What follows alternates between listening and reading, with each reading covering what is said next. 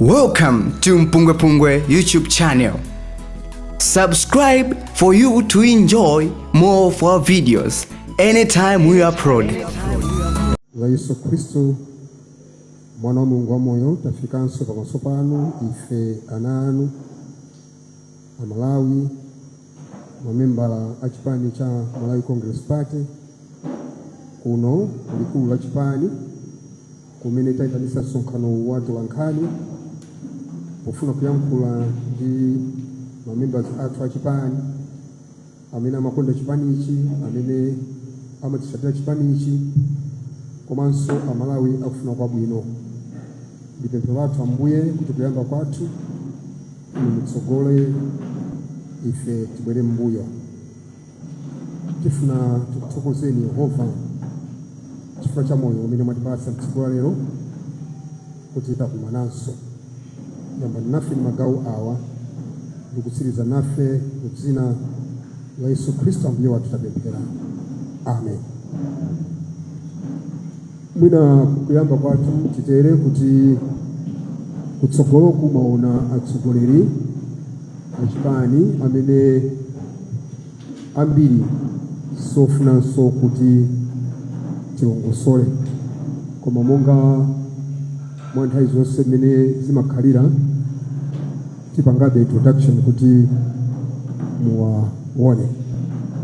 Pafupi ndi inepa pali bambo Howard Kachipande amenewa ndi administrative secretary a chipani cha Malawi Congress Party.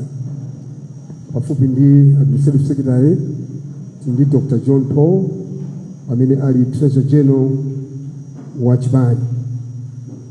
Pafupi ndi Dr. John Paul ndi honorable Kalonga Kunkulu Shawa amene ali campaign director wa chipani komanso chief whip mu parliament. Next to honorable Moses Kunkulu Kalonga Shawa ndi mai Jean Sendeza amene ali a director of women. Ndipo pa mbali pawo ndi Mr. Maxwell Cholela amene ali director of political affairs mu chipani cha Malawi Congress Party. Mentanelera short notice imene mabwera tikuthokozera media timafika mundilole pa nthawi ino ndipereke kwa honorable Moses Kunkulu Kalonga Shawa campaign director komanso chief whip in the August House kuti titsogolere. Over to you, honorable. Thank you very much, honorable Secretary of the Malawi Congress Party. Let me recognize the presence of the Treasurer General seated to my immediate right. And let me also recognize the presence of Honorable Jane Monoza Sendeza, our Director of Women. Let me also recognize the presence of Honorable Maxwell Cholela, the Director of Political Affairs, our Administrative Secretary. Let me also recognize the presence of several, our regional chairman for the center and the regional chairlady, but also the Deputy National Director of Women in our presence. We have indeed called for this briefing, which I will present by way of reading a prepared statement. But thereafter, since it's in English, I will also go to read the same. I'll attempt to present the same. Nditero kuti ndiwerenga statement imene ilipo kale njolembalemba ndipo tikamalizanso ili mchizungu tikamaliza ndiyeseraso kuti mwina ndipititse mchewa pang'ono for the benefit of our larger audience out there. Probably, may I request the gentlemen on the sound console please to help us, but also it could be some interference with mobile networks around here. Probably if we may mute our phones so that we don't get that interference.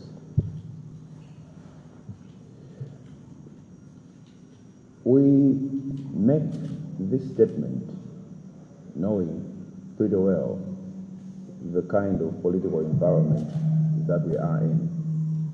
And we know what sort of threats sitting here to present this statement presents to us. as a party, as individuals, even as family people. But the function that we are playing this morning, someone has to play it, and the Malawi Congress Party is duty bound to play that function this morning.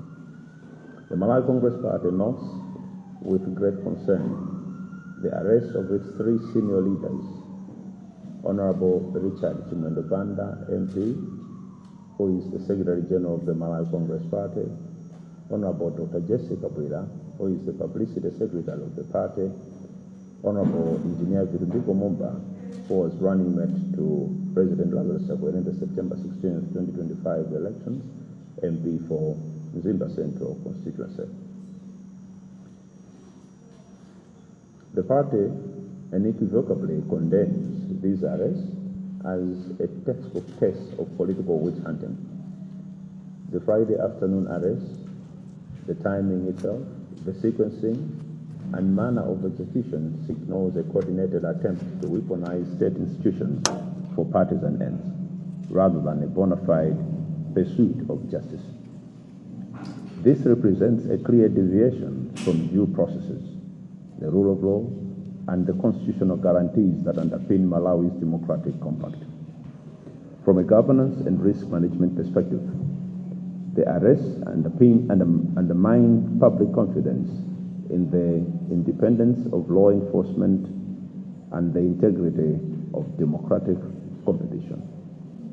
They introduce systemic uncertainty into the political environment, distort the level playing field ahead of national processes, and erode Malawi's hard-won democratic credentials at a time when stability, investor confidence, and national cohesion should be prioritized. The Malawi Congress Party values rule of law and reiterates that accountability must be impartial, evidence-based, and insulated from political interference. Selective enforcement and the criminalization of opposition leadership are not reform, they are a regression. Such actions distract from the substantive policy challenges Malawi is facing and divert institutional bandwidth from service delivery and economic recovery. Malawians are suffering from a heavy burden of taxes introduced by the current government. This exacerbated the suffering they are already facing in view of the food insecurity declared as national state of disaster by President Professor Peter Mutharika, President of the Republic of Malawi. It is also worsened by the skyrocketing and higher prices of basic commodities such as food, fuel, medicines, and others, compounded by the persistent shortages of foreign exchange. Now, therefore, it is not time for political witch hunt. It is time for nation building and bipartisanship to address these common challenges.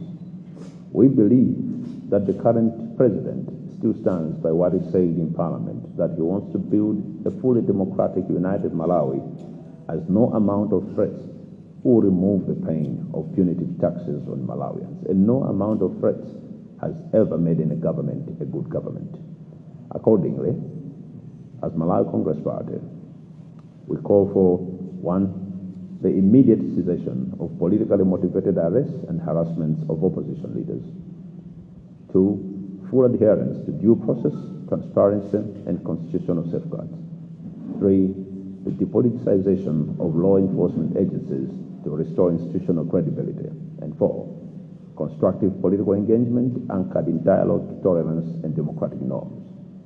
The Malawi Congress Party remains resolute, strategic, and focused on advancing a credible alternative vision for Malawi, one grounded in democratic accountability, inclusive growth, and national unity. We will not be deterred by intimidation tactics masquerading as law enforcement. As our leaders are being taken to courts today, hopefully, we have limitless confidence in the credibility and independence of our judiciary, whose eyes see beyond politics, and their judgments break the jaws of injustice. We hope the international community is watching and they remain steadfast in the promotion of democracy in Malawi. Mundilole ndiyesere kuyankhula zomwezi muchichewa timatero kuti ngati chipani cha Malawi Congress ndife okhumudwa ndi zimene zachitika makamaka zakumangidwa kwa atsogoleri athu atatu. Oyamba ndi amene ali mlembi wa chipani cha Malawi Congress olemekezeka Richard Chimwendo Banda MP, komanso amayi Jesse Kabwira amene ndi mneneri wamkulu wa chipani cha Malawi Congress, komanso amene anayima ndi President Lazarus Chakwera pa chisankho cha pa 16 September 2025 olemekezeka Engineer Ndipo Mumba amenenso ndi MP kuja ku Mzimba Central. Ifeyo ngati chipani tikudzudzula mchitidwe otere poona kuti ukuonekeratu kuti ndi mchitidwe osaka wanthu chifukwa cha ndale. Izizi tikunena chifukwa cha mmene agwirikira ntchito yotenga abale amenewa nthawi yake imene anaganiza zoti awatenge kuziponya dala kuti zichitike chaku Friday chakumadzulo kumadzeri tikatenga nthawi iyi ndiyo takagona musero weekend yonse. Ndi zinthu zimene sichachilendo kuchitika zachitikapo, ndipo mundale timazidziwa kuti akamawatenga anthu nthawiyo cholinga chake nchokuti akakhale ali musero kwa masiku otero uzafika pamandi pene mwina adzayesera kupanga apply for bail amene opititsidwa ku court. Zonsezi zikuonekera kuti ndi njira zimene ena akupanga pomagwiritsa ntchito zipangizo za boma koma kufuna kupondereza ena amene ali ntchito yogwiranso ngati ogwira ntchito ya ndale koma ali mwina kotsutsa boma. Izizi zikutichotsa kuchidwi chimene timene okhala nacho ngati Amalawi chokuti tiziyang'ana zinthu zimene zikutivuta mdziko muno chifukwa chakuti tonsefe tikuvomereza kuti pali mavuto enawo kaya ndoyamba lero enawo kaya ochokera kumbuyo, koma zodziwika nzokuti tiyene mavuto amene alipo mdziko muno. Anthu akuvutika kuti pano kunja kumvula yagwa sakudziwa kuti fetereza achokera kuti kuli misonkho imene yayikidwa pa Malawi imene kupangitsa kuti mitengo ya zinthu izikwera. Zonsezo ndi zinthu zimene zimafunika kuti padakali pano ifeyo tonse Amalawi tidzigwirana manja ndi kumayenda limodzi kupita chitsogolo. Palibe Malawi amene apindule chifukwa chakuti tamanga wanthu pa milandu imene mwinaso njosalozeka bwinobwino chifukwa chakuti tikufuna tipange ndale m'malo mokuti tithandize kupititsa dziko lathu pamodzi pothandizana ndi boma. Kotero ifeyo ngati Malawi Congress Party timakhulupirira kuti malamulo adzigwira ntchito. Wina aliyense akalakwa akumane ndi lamulo, ndipo lamulo likamagwira ntchito lisayang'ane kuti ngochipani chanji. Ndipo poyima pathu pano sitikunena zokuti anthu ngati alakwitsa ifoti nga Malawi Congress Party asakumane ndi lamulo. Aliyense amene alakwitsa kaya ndi wa Malawi Congress Party kaya ndi wa DPP kaya ndi wa UDF akumane nalo lamulo, koma lamulo lomwelonso limapereka njira zimene lingagwirire ntchito pa munthu ina aliyense amene oganizidwa kuti ndi olakwitsa lamulo. Kotero pasakhale kusankha pakagwiritsidwa ntchito kamphamvu pongofuna kuthana ndi anthu amene akupereka alternative views kapena kuti maganizo ena poyimirira Amalawi. Tinafotokozera kuti pali mavuto ambiri amene alipo ndipo tikuganiza kuti titagwira ntchito limodzi tikhoza kuthandiza Amalawi kusiyana ndi zimene kuchitazi. Pankhale njala imene ilipo analengeza President Mutharika kuti dziko lino lili mu state ya njala, komanso nkhale imene mankhwala amene akuvuta mzipatala. Zonsezi zikufunika kuzigwira ntchito limodzi. Tikukhulupirira ife kuti President wa dziko lino Professor Mutharika adakayimabe pa chiwa chimene adayankhula ku nyumba ya malamulo chokuti akufuna kumanga dziko limene ndi la democracy yeniyeni, dziko logwirizana limene silidzichita ndale koma lidzichita otsogoleri otumikira anthu. Tikunena izi podziwa kuti iwonso poyankhula zimenezi akuzindikira bwino kuti kuopsezana sikudapangitsepo boma kukhala boma labwino. Kuopsezana sikungapangitse kuti misonkho imene yayikidwa pa Malawi ichoke, kapena kuti kuopsezana sikungapangitse kuti mtengo wa sopo kapena mtengo wa chakudya utsike. Kumanga wanthu amene sadalakwe sikungapangitse kuti chakudya chiyambe kutsika mtengo. Kumanga wanthu kapena kumenya wanthu sikupangitsa kuti fetereza ayambe kupezeka, koma kuyika ndondomeko zokhazikika zimene zikhoza kubweretsa mayankho kuzonsezi. Kotero ngati chipani timati tipemphe zinthu izi kuti bwanji aboma mutasiya zimene zikuonekeratu kuti nkumanga wanthu chifukwa cha nkhani za ndale. Chachiwiri, bwanji titatsatira ndondomeko zimene zinakhazikitsidwa ndi malamulo. Tsatira ndondomeko zimenezi ndiye kuti munthu amene akuganiziridwa kuti ngolakwitsa akhoza kutengedwa kafunsidwa mafunso mogwirizana ndi malamulo, koma mukadzapezeka kuti mwawatenga anthu nkumaita opempha kuti apite kubwalo, kumafika tsiku ngati lalero ma statement asadatengedwe pa nkhani yokuti munayamba mafufuza nkumati mudzera anthu angolakwa, koma kumafika poti ma statement umaita opempha kuti chonde alembeni ma statement zikutipatsa mantha kuti kodi mmene ambatengedwa anthu zimadziwikadi kuti ndiolakwa nangati watengereni lachisanu bwanji nthawi yonseyi osawapanga rekodi ma statements. Ndeti matitipempheso kuti ogwira ntchito zoyendetsa malamulo kaya ndi apolisi komanso mabungwe ena asakhale akuyikidwa mundale kuti azipanga zinthu mwandale. Zimenezi sitikuziona koyamba lero tazionapo mbuyomu, koma pamabwera tsiku lakuti zinthu ziyime tiyambe kuyenda chitsogolo. Tikuteronso kuti bwanji tipitirire kumayankhulana mwamtendere mofuna umanga dziko la Malawi, chifukwa chakuti tonsefe limodzi tikhoza kukhwimitsa democracy yathu. Malawi Congress Party ilipo ndipo ndiyo yoyang'ana chitsogolo muzochita zake.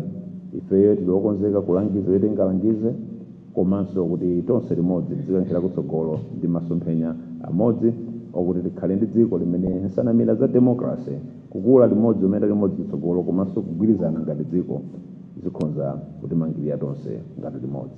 Koma tinene kuti palibe kuopseza kumene kuti abwere kumene kuti atileketse kugwira ntchito imeneyi. Ngati kunena kuti misonkho iyi njolakwika pa Malawi lili chimo limene tipitirira kuchimwa tsiku ndi tsiku. Ngati kunena kuti Malawi musawapweteke ndi kukwera mitengo kwa zinthu lili chimo limene tipitirira kuchimwa tsiku ndi tsiku, ifo tinenabe zimenezo. Nde situopa china chilichonse. Ngati tidaononga chinthu china tiopa chimene tidaononga, tiopa lamulo, koma situopa chifukwa chakuti wena kuganiza kuti azitiopseza ndi tikhale chete. Zimenezo sitipanga. Tikukhulupirira ndipo tili nchikhulupiriro kwambiri mwa anzathu amabwalo amene iwo kuona kwawo amaona moposa za ndale, amene zigamulo zawo zimafikira pamene ndale zalephera kufikira. Ife tikukhulupirira mabwalo amenewo kuti akhale mabwalo achilungamo.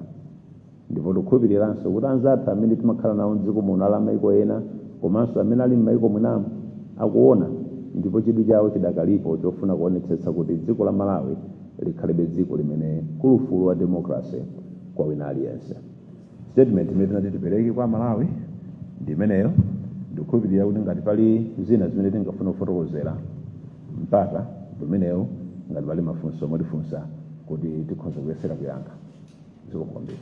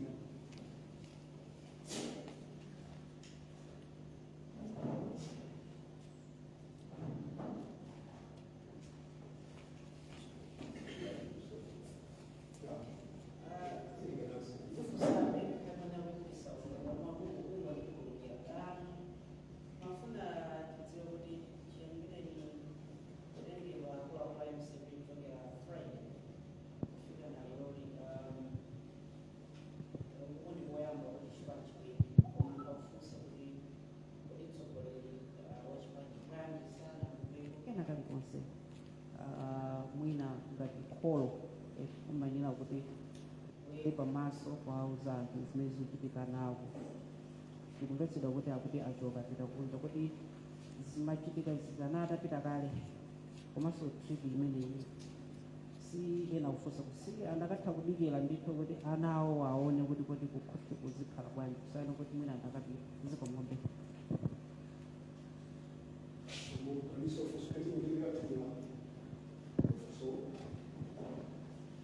Mafuna ndidziwe kuti mchifaniji kuti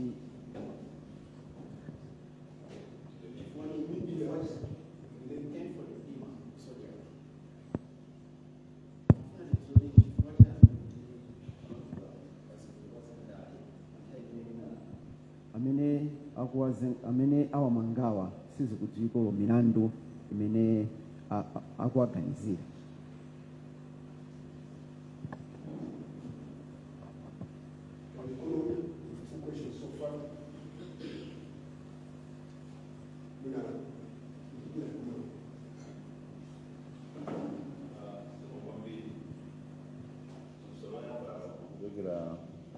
Kwa Lloyd Kumara the Post. Kunotiri ndi ku headquarters ya Malawi Congress Party. Ndafotokozera anthu amene amangidwa kuti anthu amenewo wina ndi mlembi wamkulu wa chipani cha Malawi Congress Party chimene likulu lake kumene takhala kuno. Wina ndi mneneri wa chipani cha Malawi Congress Party amene kulikulu lake kumene takhala kuno. Komanso wina ndi member of parliament amenenso anayima nawo pa chisankho ngati wachiwiri kwa mtsogoleri wa chipani cha Malawi Congress Party. Ifeyo tili pano ndife Malawi Congress Party. Kotero tayankhula izi mokhudzana ndi Malawi Congress Party. A president opuma amenenso ndi president wa chipani cha Malawi Congress Party anayankhulapo mneneri wawo kufotokozera zakuti a president achoka. Ndekuti chilichonse chokhudza kuti a president apita kuti ndipo abwerako liti ananyamuka liti zimenezo olemekezeka Gift Nakhone akhoza kuyankhula president amene amayankhulira ku nyumba imene ya kwa president. Koma ife pano tayima ngati chipani cha Malawi Congress Party kuyankhulapo za adindo a Malawi Congress Party amene amangidwa ndipo maganizo awo ndi chipani cha Malawi Congress Party chimene mtsogoleri wake ndi president Lazarus Chakwera. Funso lachiwiri la Kenneth Mtima kuti kodi ma charges amene milandu imene tikuti awamanga za ndale mtsogoleri tikadzayamba kumayenda mozungulira popanga zinthu tidzaleka kutumikira anthu moona mtima. Takhala ku Malawi kuno takhalamo mundale. Malawi Congress Party is a political institution. Timadziwa ogwiritsa ntchito malamulo akagwiritsa ntchito malamulo kuti akugwira ntchitoyo mopanga mogwira zimene zili zokuti zalakwika mogwirizana ndi malamulo tanena kale timachivomera. Ndipo tikunena pano sitikuwauza akumabwalo kuti ayi musapeze milandu kumeneko. Tikunena kuti akumabwalo tikukhulupirira kuti amaona chilungamo. Ifeyo kuyembekezera kwathu nkwakuti milandu ilipo anthu muwagwira muwalemba ma statements muwadziwitsa chimene muwatengera ndi zimenezo peza ife anthu watuma kumana nawo kapena ifeyo tikuzitsata tikudziwa kuti chochitika apachi ndi ndale. Inu mumveje wa chimenecho kuti Malawi Congress Party kuti zochitika apachi ndi za ndale. Kutero kuti kamachoka pano amene atsala ali ku nyumba simukundziwa chimo lake likhali metadzapanga pano pano. Kubwera umetabwera pano pako chimo limetadzapanga ndi milongo bwera pano. Chifukwa unapo wena amene amangidwa ifoti pakuchitika zina zake akuti iwo adakhala ngati adasuzumira tiyena amene onso amangidwa. Kutero ku wina aliyense amene ali pano mukhoza kumva kuti madzulo watengedwa. Tikamati ndi za ndale tikudziwa imene tikupanga tikudziwa imene tikunena. Mwinanso inuyo mukakhala mufika pena pokuti muvomerezana nafe kuti kuli milandu imene amalawi akuyembekezera kuti koma atakhala kuti ino akamugwira kuti anaba ndalama zimene zinkafuna kupititsa mankhwala kuchipatala mmalawi awombera m'manja kuti timafuna adife amene atisokonezera mankhwala kuchipatala chifukwa zimenezo zawonongera chuma chawo amalawi. Wina wakatamugwira uyu anaba ndalama zimene zimafuna kumanga msewu wa amalawi awombera m'manja. Ndimaonera kanema wina wairesi na dzulo imene sindiitchula koma nkumvetserera zimene anthu amanena penepo pamenanso zimene anthu amakambirana. Pompano dziko lizindikira kuti tiye tidzimanga wanthu amene alakwira dziko amene alakwira lamulo koma osakhala kumanga wanthu foti kufuna akakhale kundende kuti aleke kuyankhula pa misonkho imene yavuta amalawi. Ayi koma ndanena kale kuti ife sitikuopa kanthu ndipo sitikuopa kanthu kuti kuchimo ndi limene lokuti we are in politics and we are in the opposition and DPP is in government. That's our thing. Nangati newe palifuso ina.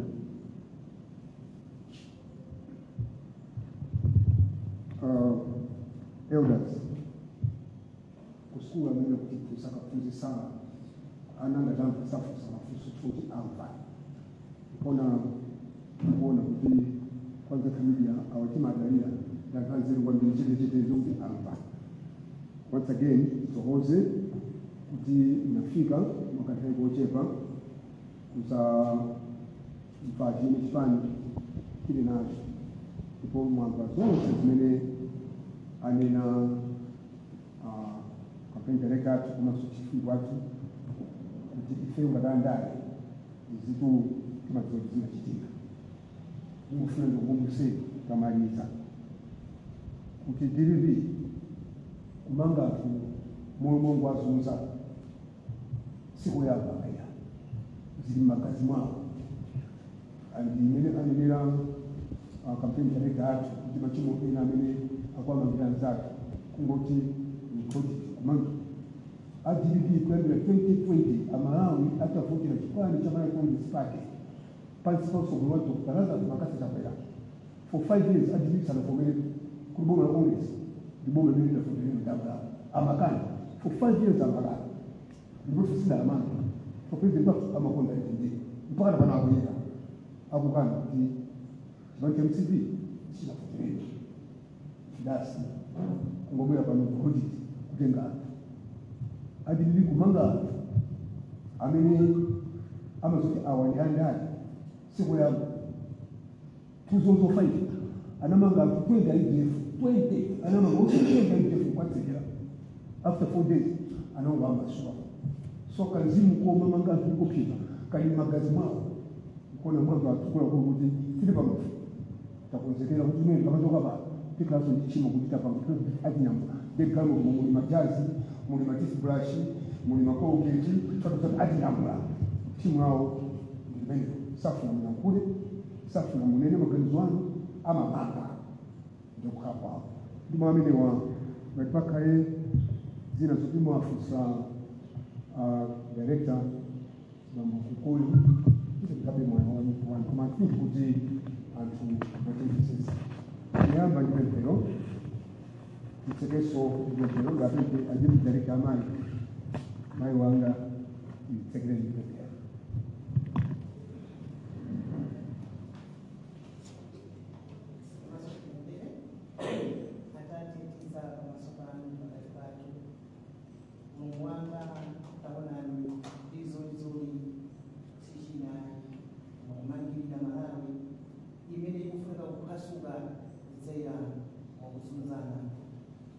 ambuye takamba nibagati amarabu sagalgani amarabu sipage chikongwe kuma amarabu famoti titenge nguja zinayi tukutapanga na kutuchuka na sani mpaka kupoto profesi ndamoti kuma tinayamba izi chisonyezo choti kufuna mkondo dziko la Malawi ifwa winani yese akwiya winani yese zikuza ndekotero kotizamba Malawi kale bala nitele tachoka kunoka kasi abana nitele mai na yese a president utalaza sumana pecha kwela sana kweli ba ya kumanga mtu mpaka katoyamu ipombe ndachoka tina ana ya kula ndio alaza sumana kuna kuti tena alitenga sabu bado bino alikuzuza habari yatu ife jamhuri ya makarena wakati patu kuti chizimu chimene chichi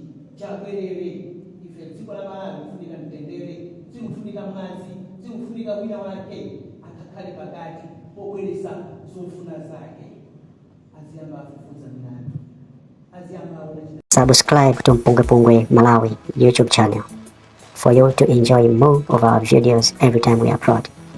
We love you all.